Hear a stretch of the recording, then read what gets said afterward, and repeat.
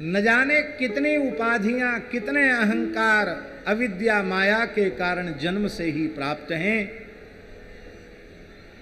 मैं बहुत कुलीन हूँ, मैं बहुत पंडित हूँ, बहुत विद्वान हूँ, युवान हूँ, रूपवान हूँ, धनवान हूँ, बहुत उच्च पद पर हूँ, मेरी बड़ी प्रतिष्ठा है, ये सब उपाधियां। इन सबको कोने में रखना पड़ेगा। अपने को संसार का सबसे बड़ा नीच मानना पड़ेगा। पहले हमसे बड़ा नीच इस पूरे ब्रह्मांड में कोई दूसरा नहीं। ऐसी दीनता को धारण करना पड़ेगा।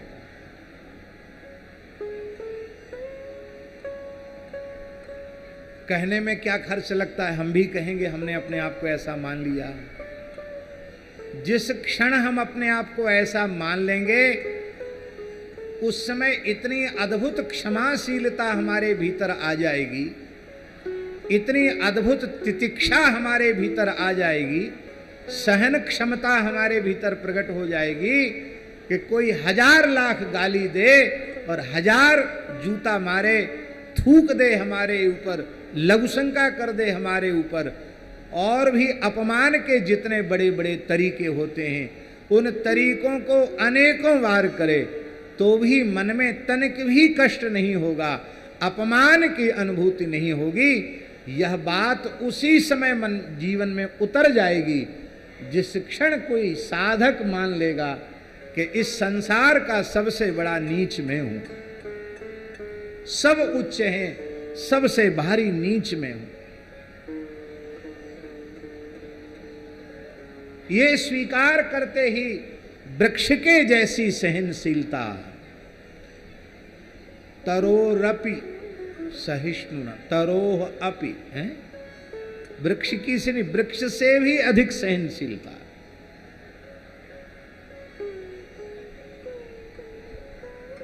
वृक्ष काटने वाला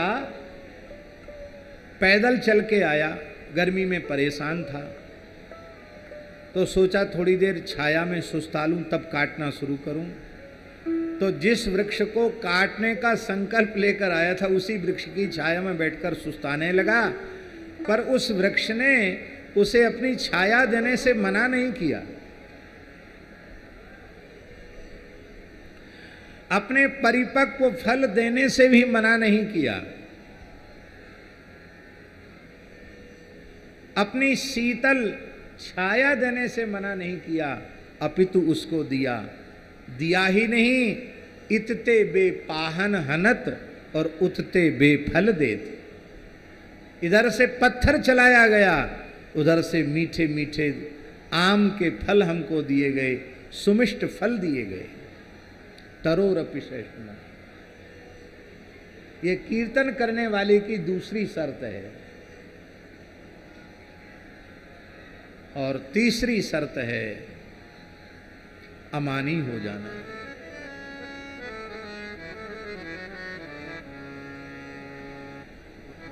वृक्ष से अधिक सहनशील होते ही अमानित्व तो अपने आप आ जाएगा, अमानी हो।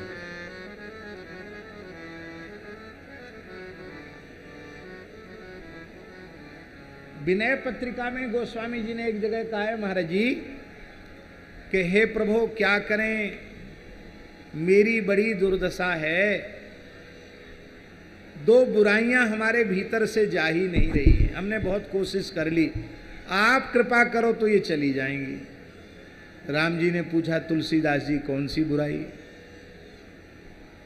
बोले एक तो ये को भल कहे, कोई हमको भला कहे, अच्छा कहे कि तुलसीदास बड़े संत हैं, बड़े उच्च कोटि के महात्मा हैं, बहुत विद्वान हैं, ऐसा कोई हमारी प्रशंसा करे, ये बात भीतर से नहीं अभी जा पा रही है। को भल कहे देय कछु,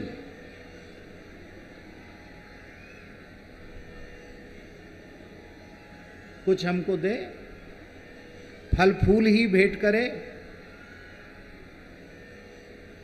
एक पीतांबरी ही उड़ावे, पर उड़ावे सही, कुछ न कुछ तो करे, एक पुष्प भी लाकर अर्पित करे। को भल कहे और देय कछु, यह वासना न उड़ते जाई, ये वासना हमारे हृदय से जा नहीं रही है। इसलिए हे प्रभु, आपसे हमारी प्रार्थना है, आप सर्व समर्थ हैं और मैं अब अपने को बदलने में सर्वथा असमर्थ हूं। आप कृपा करके हमारी ये दो बुराइयों को दूर कीजिए। ये स्थिति स्वामी जी तुलसीदास जी की नहीं है, ये हमारे जैसे कलिमल ग्रसित पामर जीवों की ये स्थिति। तो पहली शर्त क्या है? तृणादपि सुनीचेन। दूसरी शर्त है तरोरपि सहिष्णुना। तीसरी शर्त है अमानिना मान देना। स्वयं अमानी हो जाओ, किसी से आदर सम्मान की इच्छा न करो।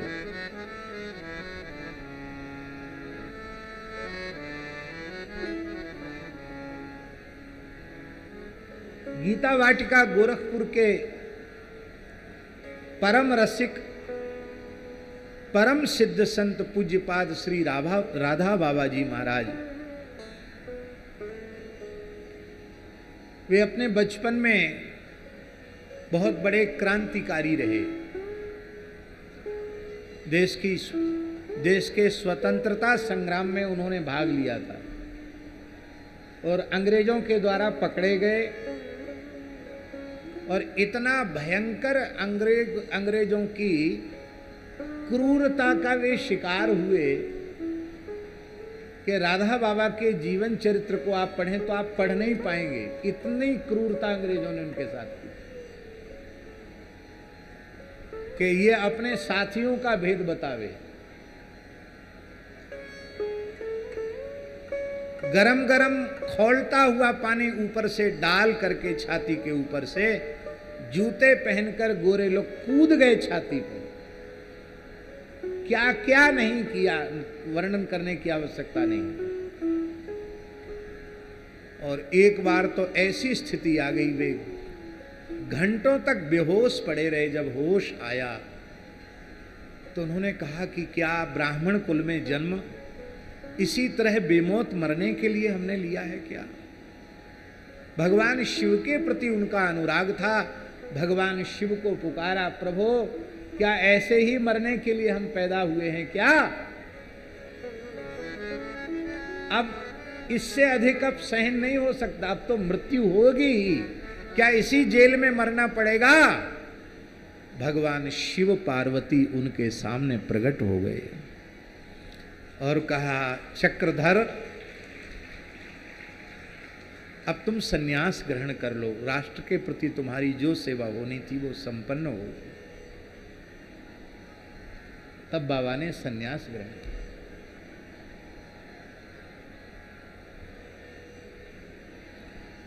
तो उनके मन में, बहुत ध्यान से सुने जो हम कहना चाह रहे हैं, उनके मन में गोरे लोगों के प्रति बड़ी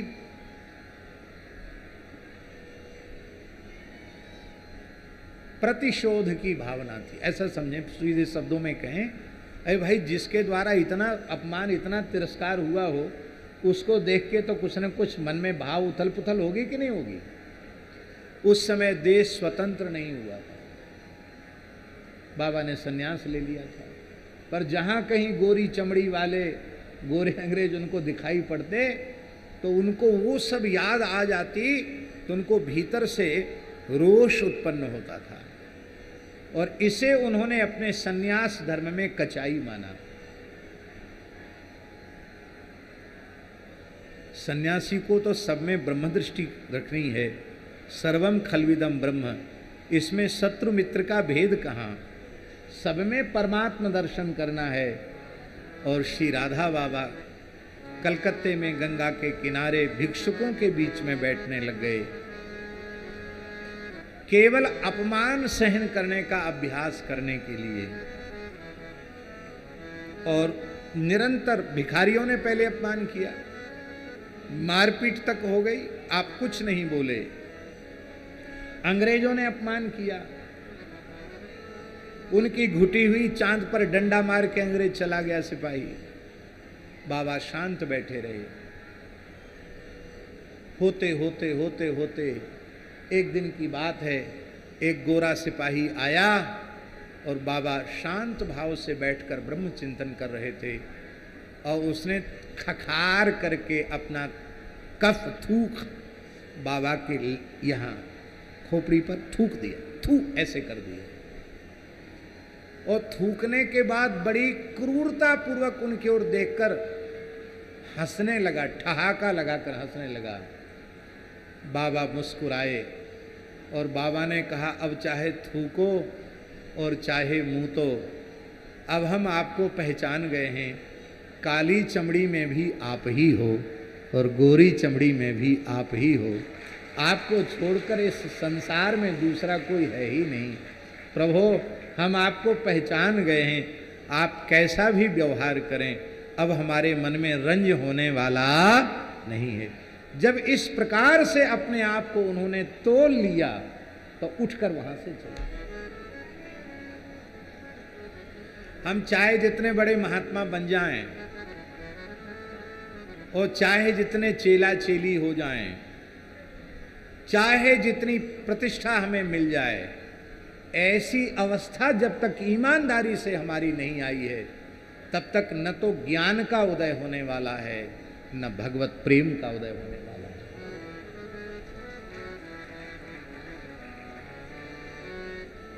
ऐसी स्थिति आ जाए, अपमान बोध ही समाप्त हो जाए।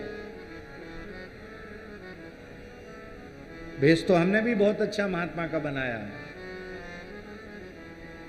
लेकिन ये केवल वेश मात्र है। अभी वेश के अनुरूप साधुता हमारे जीवन में नहीं आई है।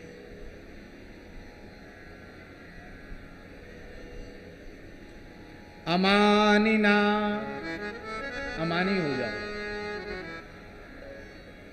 गाली दे, धक्का मारे, अपमान करे, तिरस्कार करे, हमारी मुस्कुराहट में अंतर ना आवे, अपमान बोध की रेखा हमारे ललाट पर ना आवे।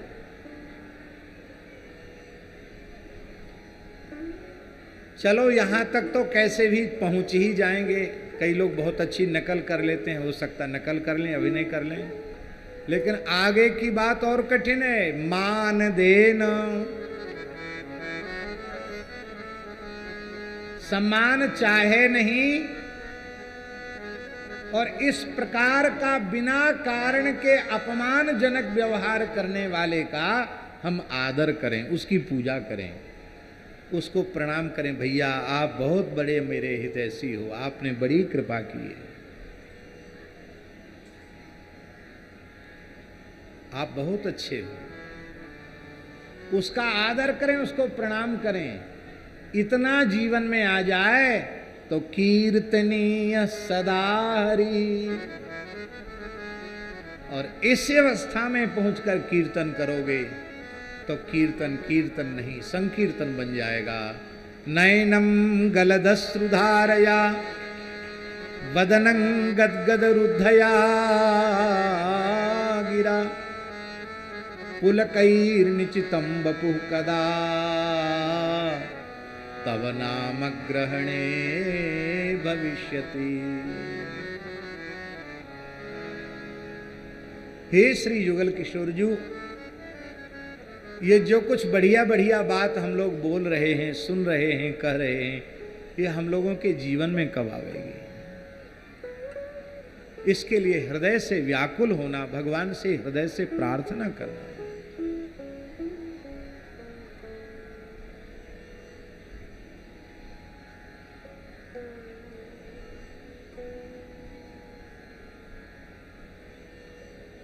इस प्रकार के दिव्य गुण जिसमें प्रकट हो गए हैं, उसे मनुष्य के आकार में साक्षात श्री कृष्ण समझना,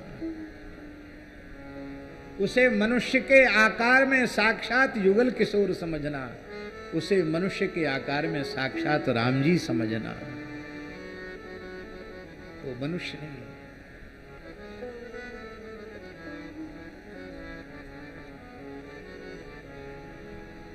तो श्रवण, कीर्तन और स्मरण, अब तीन को, तीन साधनों को कहने के बाद तीन को एक में कहा। एतन्निर्विद्यमानानामिच्छिताम कुतो भयम योगिनाम नृप निर्णीतम हरेर्नामानुकीर्तनम। इसका आशय क्या है महाराज जी? इसका आशय है श्रवण और स्मरण ये अंग हैं और कीर्तन अंगी है।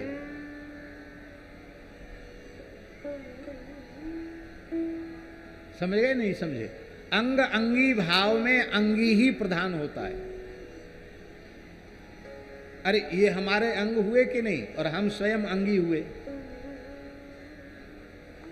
तो अंगी की सत्ता जब तक है तब तक अंग विच्छेद हो जाए कथनचित तो भी कुछ बिगड़ेगा नहीं।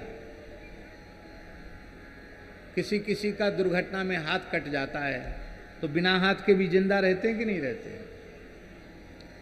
फौज में लड़ते लड़ते किसी को अपने पैर गंवाने पड़ते हैं और ऐसी स्थिति आ जाती है कि चिकित्सक पैर काट देता है। ऐसा होता है कि नहीं होता है? उस स्थिति में भी वो व्यक्ति रहता है, लंबी आयु तक जीवित रहता है कि नहीं रहता है? क्यों? अंग के जाने से कुछ नहीं हुआ, अंगी तो बना हुआ है कि नहीं? अंगी के बिना अंग की सत्ता नहीं है। अंगी से अंग है, अंग से अंगी नहीं है। अंग रहे न रहे, अंगी रहे। ठीक यही बात है, कीर्तन अंगी है, श्रवण और स्मरण ये दोनों उसके अंग हैं। श्रवण का फल कीर्तन है। श्रवण का फल क्या है? कीर्तन। और स्मरण का फल भी कीर्तन है। 3 घंटे 4 घंटे भगवत गुणगान सुनने के बाद और फिर वही संसार की देह गेह की परनिंदा परिस्तुति में आप चले गए, दुनियादारी की बातें चीतें करने लगे, कभी राजनीति की बातें, कभी कहीं की कभी कहीं की, तो समझ लेना आपने अभी सुना ही नहीं। सुनने के बाद भी संसार भीतर भरा हुआ है, भगवान के नाम रूप गुण से आपका हृदय परिपूरित नहीं हुआ, आपका श्रवण व्यर्थ चला गया। श्रवण का फल है कीर्तन। महाराज जी, पात्र में कोई चीज आप भरें तो जब लबालब भर जाएगी फिर भी आप भरते चले जाएंगे तो क्या होगा?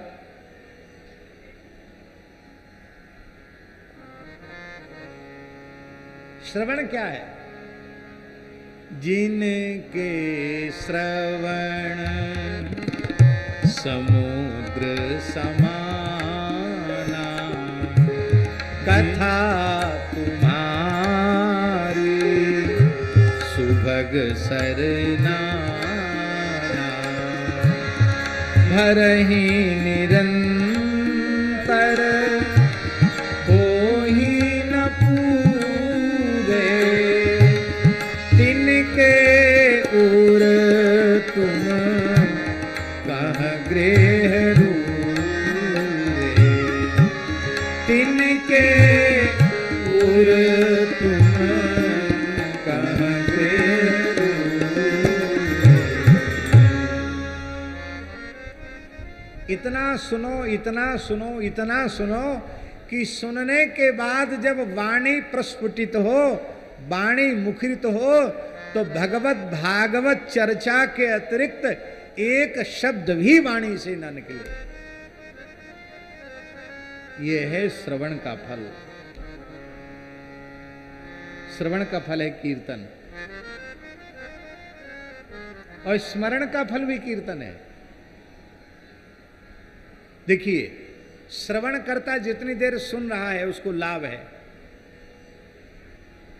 और मन लगा के नहीं सुन रहे तो, प्रमाद पूर्वक सुन रहा है तो कोई लाभ नहीं।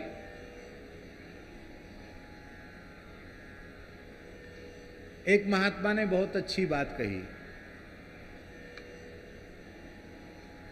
आधुनिक परिप्रेक्ष्य में उनकी परिभाषा बहुत अच्छी लगी। हमारे प्रेमी संत हैं स्वामी श्री शुद्धानंद जी महाराज, अच्छे विद्वान हैं, बहुत अच्छे संत हैं। इस समय थोड़ा कोई शारीरिक रूप से थोड़े अस्वस्थ हैं, इसलिए यहाँ नहीं आ सके। स्वस्थ होते तो यहाँ पूरे आयोजन में जरूर विराजते। तो उन्होंने एक बार एक प्रवचन में कहा, हमको उनकी बात बहुत अच्छी लगी। बोले भाई, इस वर्तमान के परिप्रेक्ष्य में उत्तम, मध्यम और अधम श्रोता का वर्गीकरण करना पड़ेगा। उत्तम श्रोता वो हैं जो कथा में मोबाइल लाते ही नहीं है, वो उत्तम है। मध्यम श्रोता वो हैं जो मोबाइल तो लाते हैं पर कथा मंडप में प्रवेश करते उसको स्विच ऑफ कर देते हैं। क्या कर देते हैं? और कोई दूसरा शब्द भी है ना उसके लिए, है क्या? जो भी हो आप लोग समझिए, मोबाइल चलाने वाले लोग समझें।